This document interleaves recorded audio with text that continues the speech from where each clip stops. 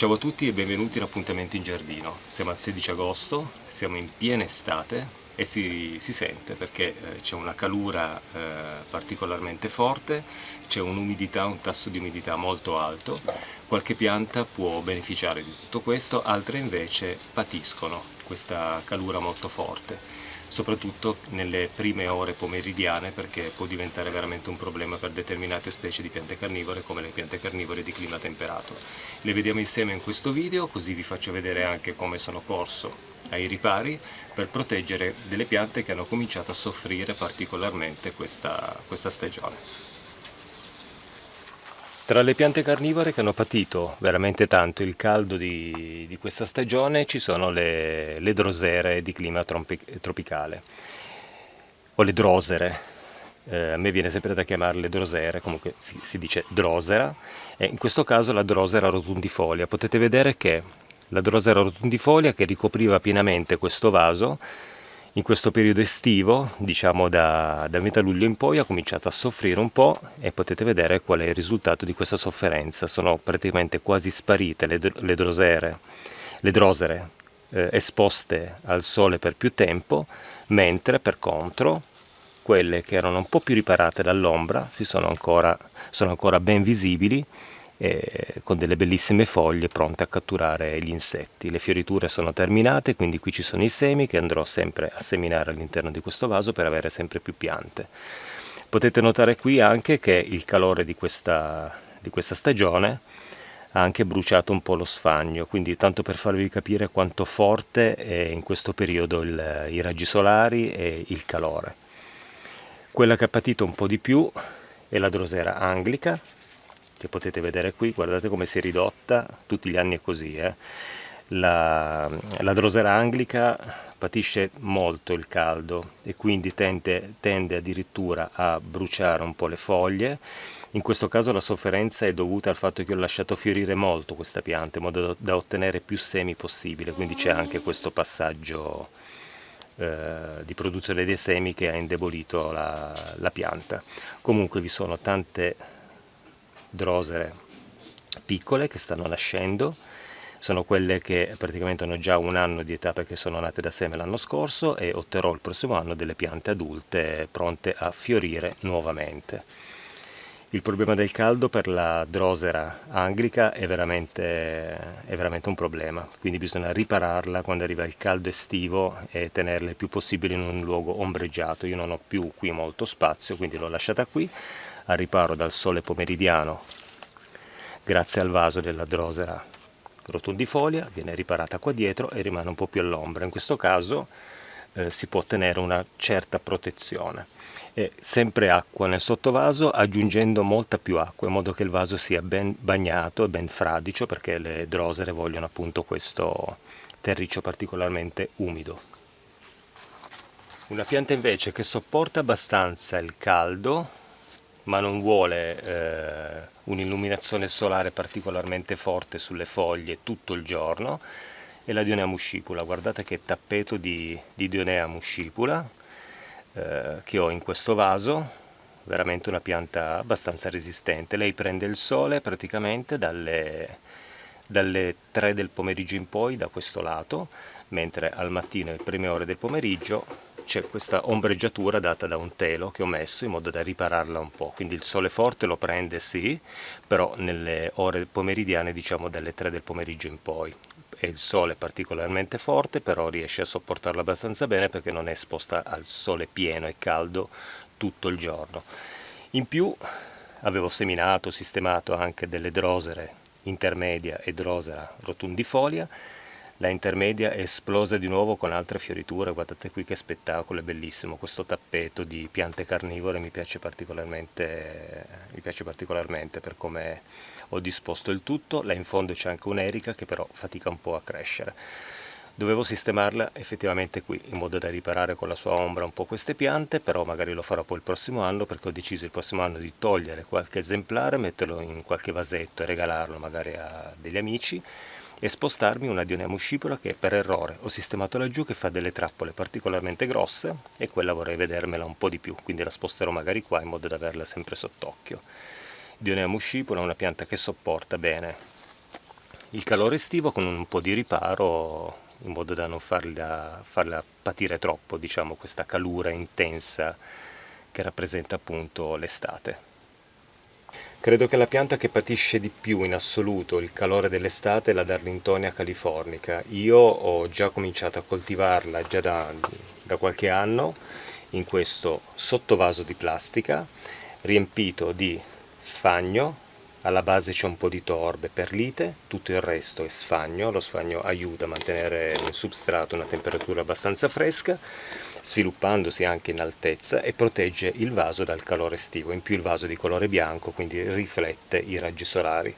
Questa pianta è esposta al sole al mattino fino alle prime ore del pomeriggio, dopodiché, come potete vedere, va in ombra assoluta. Questo dà modo al terreno di coltura di potersi raffreddare un po' da quelle che sono da quello che è il calore, e si sta sviluppando veramente tanto. Qualche foglia ha cominciato a soffrire, però è un ricambio, non è una perdita per via del caldo. Ci sono delle foglie che hanno già fatto il loro percorso e quindi seccano, cominciano a seccare e danno modo alle nuove foglie, come potete vedere, di potersi sviluppare. Dall'Intonia californica è da proteggere assolutamente dal caldo estivo, perché si rischia di perderla veramente in pochissimo tempo. Ne ho 2 esemplari coltivati esattamente nello stesso modo, in cui potete vedere c'è anche Drosera filiformis, Drosera intermedia, che ho seminato per creare sempre questi vasi con un po' di piante carnivore diverse anche, e stanno continuando a produrre delle foglie nuove. Questo mi fa capire che è un modo di coltivarle corretto. L'acqua della bagnatura è sempre quella piovana, lo sfagno infatti si sta sviluppando benissimo, e quello che mi fa piacere è appunto infilare il dito nello sfagno e sentire che il tutto è fresco. Questo aiuta la Darlingtonia californica a non patire la calura estiva e a sopravvivere in questa stagione molto molto calda. Ne ho anche altri esemplari. Questo è una Darlingtonia Giant, che pianta giovane, si sta sviluppando molto bene. Lei è coltivata in sabbia di quarzo con sopra uno strato di sfagno, sempre per proteggere da un eventuale raggio del sole il terreno di coltura, per non portarlo ad un riscaldamento. È sempre inserito in un sottovaso, questo è di ceramica, bianco, in modo da riflettere in ogni modo i raggi solari. Ce n'è un'altra coltivata in Akadama, anche lei si sta sviluppando bene, sempre con una buona dose di acqua all'interno. E poi c'è quest'altra, che è un piccolo di questa Darlingtonia, coltivata in lapillo vulcanico con sempre un po' di sfagno al di sopra. Darlingtonia californica bisogna cercare, appunto, come dicevo, di proteggerla assolutamente dal calore. Io sto provando questi 2 metodi di coltivazione, lapillo e sabbia di quarzo, e in Akadama. Questi sono 3 esperimenti. Questi invece sono i miei 2 vasi storici, hanno già un po' di anni, in cui le piante si stanno sviluppando bene. Poi tra l'altro stanno anche creando dei piccoli che poi andrò a staccare il prossimo anno per avere qualche altro vaso di Darlingtonia californica. Ci sono anche altre piante carnivore che riescono a sopportare bene il calore estivo, anche loro riparate in qualche modo, sempre nelle ore centrali della giornata, che sono le Lianfora. Questa è una Nutans per Heterodoxa, ha già prodotto delle foglie nuove, potete vedere qui. Qui c'è una moltiplicazione con una foglia nuova, quindi ha radicato bene. Io le coltivo in questi vasi molto alti, perché le lianfore non amano essere particolarmente sempre fradice nell'apparato radicale, quindi c'è un sottovaso con un 2 cm, 2-3 cm di acqua, in cui ho appoggiato questi vasi molto alti, e le piante hanno apprezzato questo modo di coltivarle. Vedete quanto è alto anche il vaso di questa pianta, in modo da far sì che il primo strato che contiene la pianta, l'apparato radicale, rimane umido ma non fradicio, e vedo che queste piante stanno apprezzando molto questo modo di coltivarle. Drosera capensis, qui c'è una Sarracenia flava che mi è stata restituita da una mia amica, un piccolo che ha fatto lei, che ho riportato qui, varietà Rugelli, che con la sua macchietta rossa al di sotto dell'opercolo, e in più anche degli esperimenti che spero, incrocio le dita, che possono funzionare, ovvero la Drosera Murfetti Giant Form. In questo caso ha prodotto una foglia nuova che non ha tentacoli. Questo è un esperimento, è la prima volta che la coltivo, quindi è una pianta di clima quasi artico, quindi freddissimo, diciamo, non proprio artico, freddissimo, e quindi patisce molto il calore. Lei è sempre all'ombra, al di sotto a riparo del vaso dove c'è una Dionema scipula Akai Ryu e una Drosera intermedia, e poi ho preso anche una Drosera magnifica, anche lei ha prodotto 2 foglie nuove, anche lei è un esperimento, pianta delicatissima che voglio provare a coltivare bene e che porterò poi in casa quest'inverno, perché non credo che possa sopportare il gelo, è una pianta che mi sembra non sopporti molto il gelo. In più semine varie, questa è una semina di Drosera capensis, qui c'è una Drosera madagascariensis che si è sdraiata perché i fiori hanno appesantito un po' questo sviluppo verticale, quindi si è sdraiata. Drosera capensis, qui c'è una pinguicula primulifolia che sta patendo un pochettino il caldo, quindi devo cercare di ripararla forse un pochettino di più. La Pinguicula vulgaris invece sul suo sassone di tufo vedo che cresce bene, qualche esemplare muore col calore perché non riesce a sopportare bene la calura, altre invece vedo che comunque sono sempre ben rigogliose, e questo mi fa piacere. Questo vaso era fiorito questa primavera quando avevo il gesso, non sono riuscito a farvelo vedere, era uno spettacolo. In più tutte le fioriture sono andate a seme e le ho riseminate di nuovo qui nel muschio, un po' vicino alla pietra, in modo da ottenere il prossimo anno dei nuovi esemplari. È molto importante conservare i semi delle piante carnivore per riseminarle, perché se abbiamo delle perdite almeno possiamo poi rimpiazzarle nel loro stesso vaso, creando un'installazione nuova. In più all'interno di questo vaso di Pinguicula vulgaris ho sistemato anche un Utricularia australis, ne ho veramente una quantità industriale. Si è sviluppata purtroppo un po' di un'alghetta che devo cercare poi di eliminare per ripulire un pochettino queste pozzette d'acqua che ci sono, che contengono l'Utricularia australis. Utricularia australis che ho sistemato anche qui nel vaso di Drosera anglica e rotundifolia, guardate qui che veramente incredibile. In più qua dentro ho anche un'Aldrovanda vesiculosa, me ne sono arrivati 3 esemplari e uno l'ho sistemato qui. In più qui c'è una piccola produzione di sfagno in cui ho sistemato 2 foglie di Cephalotus per avere delle nuove piante che però non stanno producendo nulla, già da 2 mesi non producono nulla, io comunque le tengo qui. C'è dell'erbetta che cresce e qualche drosera che è nata perché è finito qualche seme. Io continuo a sbagliare un po' il nome della drosera, continuo a chiamarla drosera perché sono sempre stato abituato così, poi ho scoperto che si dice drosera, però abbiate pazienza, la sentirete chiamare in un modo o nell'altro in continuazione, perché proprio non mi entra nel cervello questo, questo fattore della pronuncia giusta di alcune piante. Anche qui 2 sfagniere per avere sempre sfagno a disposizione, e anche qui una super colonizzazione di drosere, perché sono arrivati dei semi, perché alcune piante l'ho salvate, magari perché erano in posti messe in alcuni vasi, erano nate in luoghi un po' ostili a loro, magari al bordo del vaso dove si riscalda tanto, quindi ho cercato di salvarle e le ho sistemate qui. Intermedia, rotundifolia, filiformis, insomma qui c'è un po' di tutto, c'è anche credo che ci sia anche qualche semina di anglica, comunque poi vedrò il prossimo anno che cosa viene fuori. Questo è questo per la produzione dello sfagno. Qui ho provato a fare anche una talea di foglia di anglica e ha già sviluppato le nuove piantine, e stessa cosa talea di foglia di filiformis e ha creato una piantina. Comunque, questi sono 2 contenitori per la produzione dello sfagno, spero che ne venga fuori veramente tanto. Questo è già un anno, questo invece è una nuova installazione per crearmi dello sfagno, e pian piano sta cominciando a sviluppare le nuove teste, tutte le varie piccole teste che avevo sistemato stanno cominciando a svilupparsi, e quindi qui il prossimo anno avrò poi altro sfagno da raccogliere. In più è finito un rametto di Utricularia australis, anche qui, lascio qui il tutto. È caduto anche un pezzo di Dallintonia californica, e qui invece c'è quello che rimane della mia Nepenthes caniana, che purtroppo è deceduta. Io, per credere in un miracolo, ho sistemato qui la parte finale della pianta, ma non ha fatto nulla, praticamente è già morta, quindi la lascio ancora lì, poi la elimino per fare un po' di pulizia.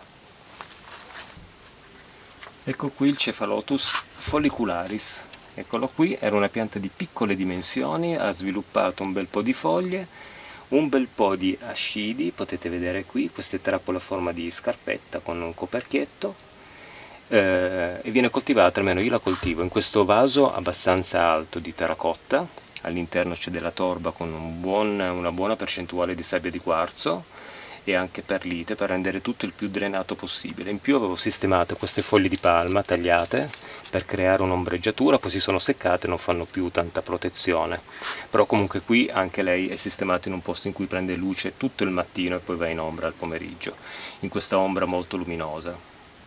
L'annaffiatura viene fatta dall'alto, bagno finché vedo uscire un po' di acqua nel sottovaso, dopodiché non bagno più appena vedo che comincia a uscire un po' di acqua, e verrà bagnata poi 2-3 giorni dopo, quando inserendo il dito nel substrato sento che è particolarmente poco umido, quasi sul secco, allora viene bagnata di nuovo, perché il Cephalotus follicularis non ama una collocazione in un ambiente molto bagnato, molto fradicio, preferisce che sia tutto super drenato, piuttosto che sia umida la parte finale del terriccio, ma la parte in cui ci sono le radici è meglio che sia sempre umido, ma non eccessivamente umido. Bisogna fare molta attenzione perché il Cephalotus patisce molto appunto il ristagno idrico, preferisce l'umidità a numerose bagnature continue, quindi questo modo per potergli salvare la vita. Per quello che riguarda invece la sua sopravvivenza al calore, è una pianta che resiste abbastanza bene al calore estivo, l'importante è ombreggiarla appunto in quelle ore in cui ci possono essere dei problemi per via del surriscaldamento, soprattutto del vaso di coltivazione. Qui ci sono delle Nepenthes truncata, piccolina, acquistata quest'anno, ha sviluppato 2 trappoline nuove, sono veramente molto contento. La truncata io la possedevo tantissimi anni fa, era un bel esemplare, poi è morto, l'ho trascurato un po', è morto, ho deciso di ritentare con questa piccola piantina per avere un esemplare adulto con queste foglie che sono appunto truncate. Nepenthes truncata perché le sue foglie non hanno questa forma lunga, affusolata come questa, ma sono troncate, vedete che sembrano tagliate a un certo punto e quindi è una foglia molto curiosa. Qui c'è una Nepenthes veici che si sta sviluppando molto bene, ha prodotto questa trappola e anche questa un po' più grande. La particolarità della Nepenthes veici è quella di avere delle foglie molto pelose e in più quella che nel suo sviluppo, almeno in natura capita questo, quando si sviluppa vicino ad una pianta, ad un albero ad esempio, le sue foglie abbracciano l'albero e aiutano la pianta ad arrampicarsi, creando questo effetto veramente scenografico di una pianta che abbraccia l'albero e cresce insieme a lui, veramente bello.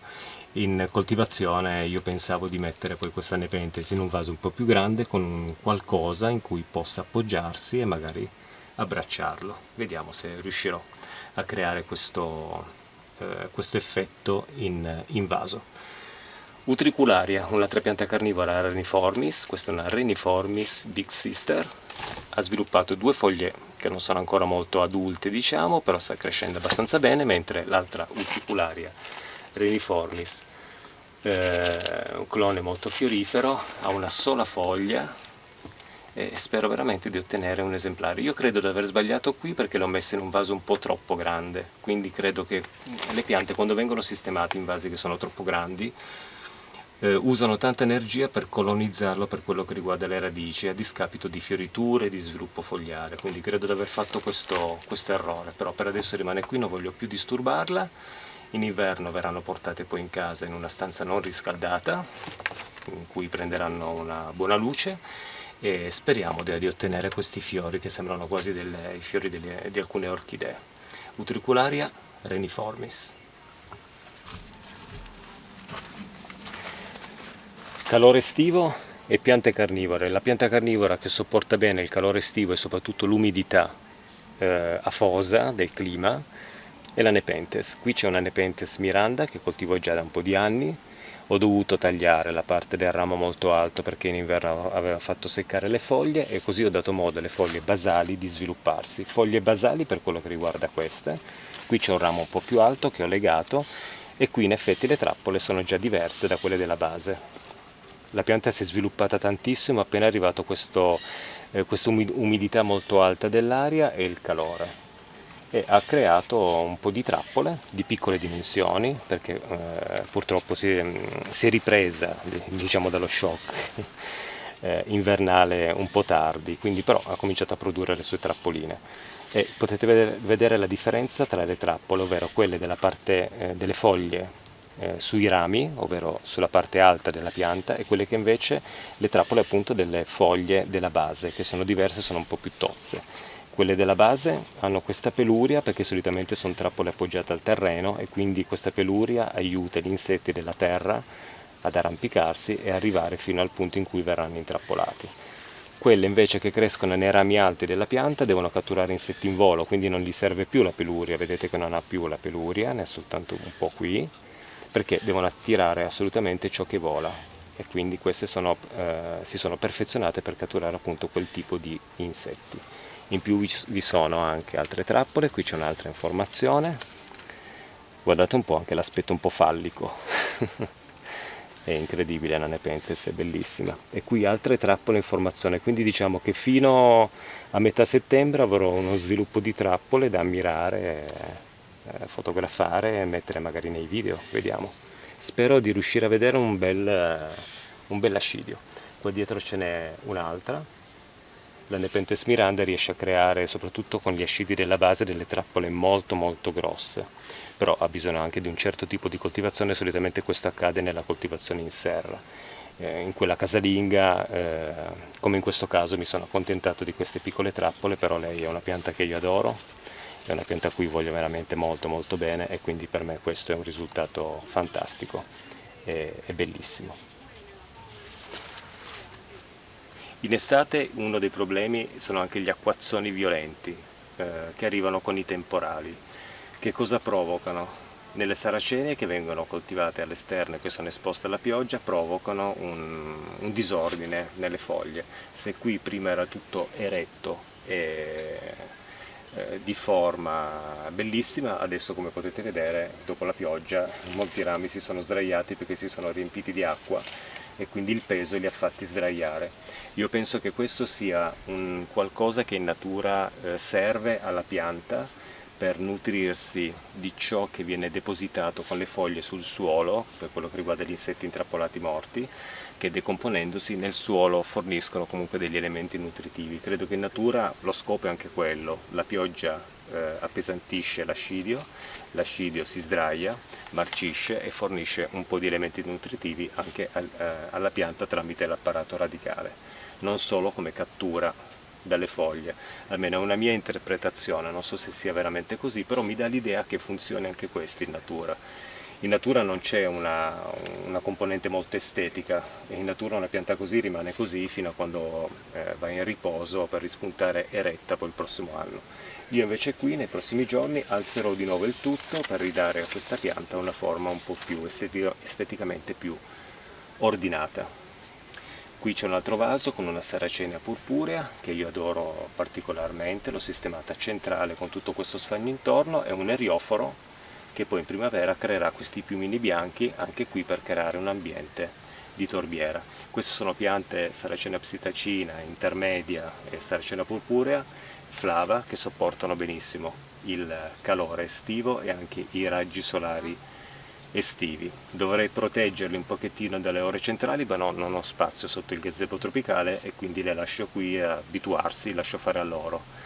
E comunque il risultato, almeno per quello che riguarda la saracenia flava, è sempre molto molto bello, vedo che sopporta bene l'esposizione piena al sole, forse è un esemplare un robusto, comunque non mi ha mai dato problemi. Ci sono alcune piccole bruciature, ma questo perché il livello dell'acqua a volte si è abbassato troppo e quindi la pianta è andata un po' in sofferenza, ma per il resto è una pianta in salute e mi dà l'aspetto proprio di una pianta in natura, ovvero esteticamente magari non a posto, però sana. Tutti gli anni riparte con queste vegetazioni incredibili che riescono ad arrivare anche ad una certa altezza, trappole di buone dimensioni.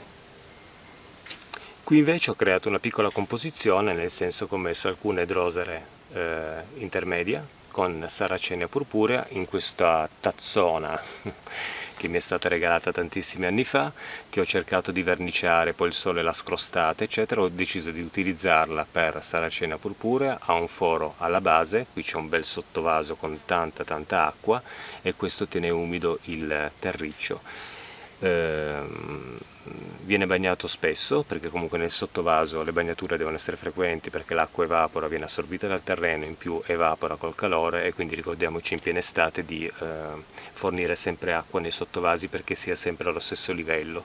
In questo modo non si crea uno shock alla pianta nel caso rimanga il sottovaso senza acqua, che può essere uno shock per la pianta carnivora abituata a un terreno sempre molto fradicio. E quindi uno degli impegni che bisogna prendersi con le piante carnivore nel periodo estivo è quello di guardarle spesso e vedere e rabboccare sempre i sottovasi per cercare di fornire alle piante sempre un ambiente che sia idoneo al loro sviluppo.